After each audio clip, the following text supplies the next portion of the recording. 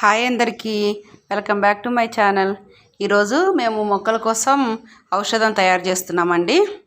దానికి కావాల్సినవి వేసుకొని చూపిస్తాను తయారు చేసే విధానం. ఫస్ట్ ఆవు పేడ కొంచెం తీసుకోవాలి.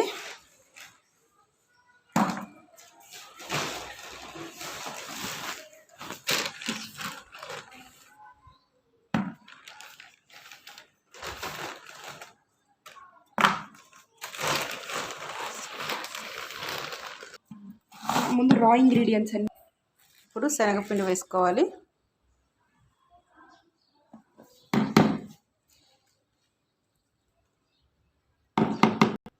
ఇప్పుడు పసుపు వేసుకోవాలి, చిటికెడు చాలు.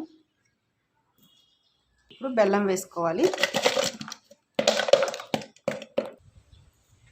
ఇప్పుడు గోమూత్రం పోసుకోవాలి కొంచెం.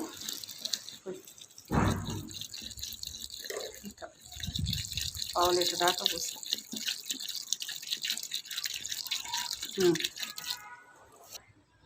ఇప్పుడు మొత్తం కలుపుకోవాలండి మంచిగా.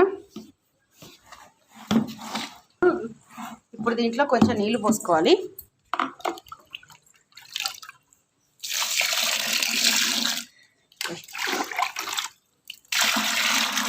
కలుపుమండి. దీంట్లో ఒక 5-6 మగ్గులు వాటర్ పోసుకొని బాగా కలపాలండి.